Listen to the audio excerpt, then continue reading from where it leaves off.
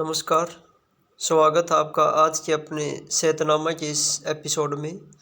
आज हम बात करेंगे विटामिन डी के बारे में। जो विटामिन डी है ये हमारे लिए किस प्रकार से उपयोगी है और इसकी अगर हमारे शरीर में कमी हो जाती है तो इससे हमें क्या क्या समस्याएं हो सकती है। शरीर स्वस्थ रहे, हड्डियां मजबूत, इसके लिए विटामिन डी की बेहद आवश्यकता होती है। आश्चर्य की बात यह है कि जो सूर्य की रोशनी में हमें जो विटामिन डी है ये मुफ्त मिल रहा है, परंतु फिर भी इसकी कमी है। कमी कितने लोगों में है? हमारे भारत में 76% लोगों में इसकी कमी है।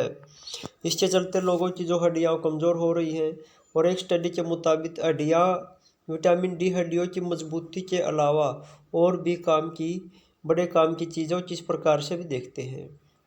आज सेहतनामा में हम जानेंगे कि जो विटामिन डी है ये हमारे शरीर में क्या काम करता है, क्या इससे मेंटल हेल्थ प्रभावित हो रही है, क्या हार्ट हेल्थ पर भी इसका असर पड़ रहा है, क्या इसकी ओवरडोज जानलेवा है।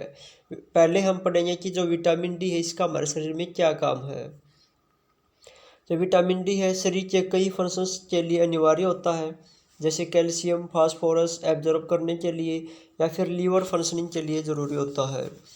विटामिन डी से हड्डियाँ मजबूत बनी रहती है और इम्यून सिस्टम भी स्वस्थ रहता है। इम्यून सिस्टम का मतलब हमारे जो रोग प्रतिरोधक पावर होती है भी मजबूत बनी रहती है।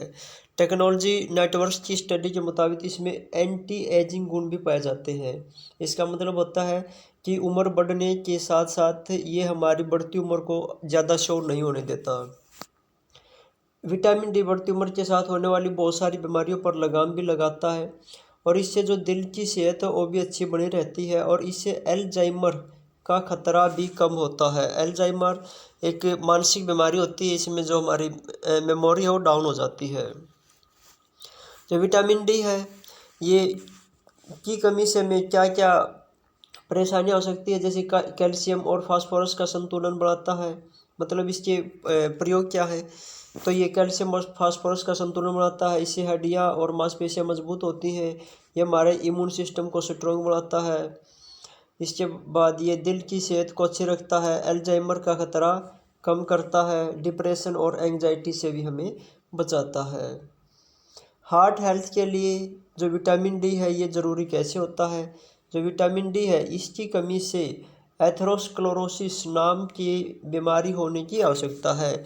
इस बीमारी में क्या होता है कि जो हमारे ब्लड में कोलेस्ट्रॉल, फैट और मैग्नीशियम मिलकर एक चिपचिपा पदार्थ बना लेते हैं और ये चिपचिपा पदार्थ हमारे ब्लड वेसल्स में जमा होने लगता है। मतलब जो खून की नलियाँ होती हैं इनमें जमा होने लगता है और इस प्रकार ये खून के संचार में बाधा पैदा करता है और ब्लड प्रेशर बढ़ता है और ब्लड प्रेशर के बढ़ने की वजह से हार्ट अटैक आने की संभावना भी बनी रहती है। और इसके चलते जो ब्लड वेसल्स है ये दिल की सेहत को तो नुकसान पहुंचाती है, इसके साथ साथ दिमाग, पेट और किडनी में भी समस्याएं हो सकती है। ऐसा इसलिए होता है क्योंकि यह जो चिपचिपा पदार्थ है खून में मिलकर और जो हमारे दूसरे ऑर्गन्स हैं उन तक पहुंच जाता है।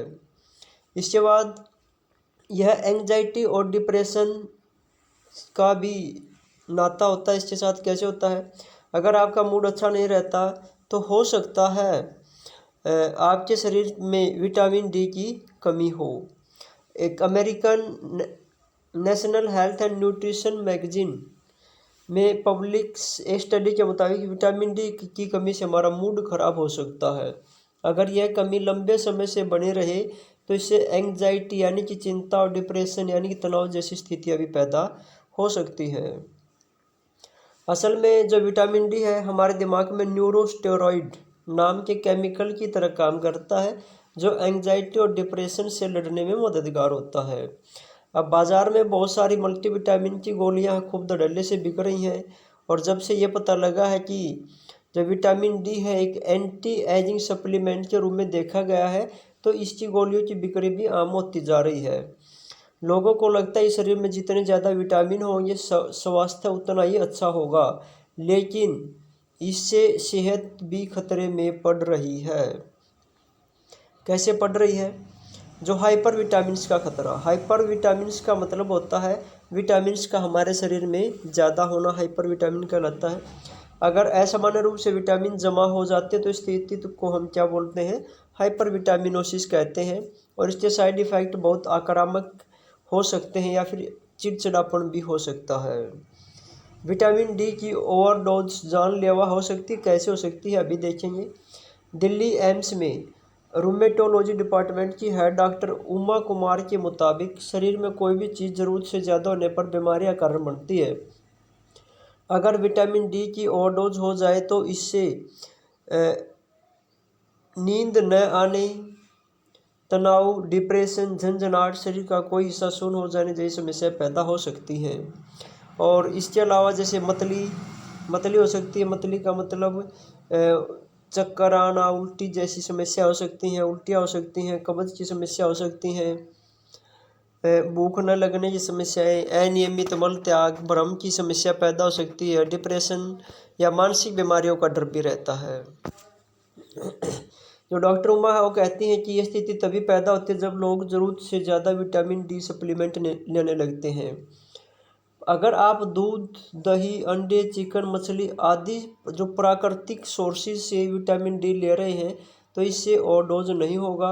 ओवरडोज कब होता, जब आप ओवर गोलियां खा रहे होते हैं, यानी केवल ओवर गोलियां खाने से ही ये ओवर वाली समस्या पैदा होती है। अब जो विटामिन डी है इसकी पूर्ति के लिए हमें जो नेचुरल रिसोर्सेज हैं उनका चुनाव करना चाहिए। नेचुरल रिसोर्सेज कौन से हैं, जैसे इससे आप धूप सबसे अच्छा साधन है, और परंतु शरीर में इसकी कमी हो तो केवल हम धूप के भरोसे नहीं रह सकते। तो धूप सेकने के साथ कुछ खाने की चीज़ें भी हैं जिनको हम शामिल कर सकते हैं, जैसे अंडा, मशरूम, चीज़, मछली, फोर्टिफाइड मिल्क, फोर्टिफाइड अनाज वगैरह। और विटामिन डी के लिए जो सबसे ज़रूरी चीज़ है कि हम धूप की समय लें। तो धूप सेकने का जो सही समय, उसके लिए सही समय को लेकर बहुत सारा विवाद है। इसमें अलग अलग जो एक्सपर्ट होते हैं वो अलग अलग टाइम बताते हैं, परंतु इसका एक सिंपल फार्मूला है कि जब धूप में आपकी परछाई आपके कद से छोटी बन रही हो तो ये धूप सेकने का सबसे बेहतर समय है।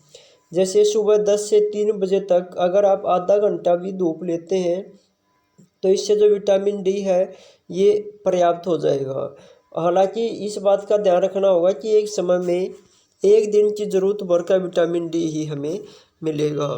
अगर आप आधे घंटे से ज़्यादा धूप में बैठना किसी का काम नहीं है तो ये शरीर एक दिन में इससे ज़्यादा विटामिन डी एब्जॉर्ब नहीं कर सकता। और सबसे ज़रूरी बात यह है कि जो शरीर का उतना हिस्सा ही विटामिन डी बनाता है जो सीधे धूप के संपर्क में हो। अगर आप कपड़े पहनकर धूप में बैठते हैं तो इसका कोई फ़ायदा नहीं है, यानी कि विटामिन डी अपने शरीर का वही हिस्सा बना पाएगा जो धूप के डायरेक्ट कांटेक्ट में होता है। आज के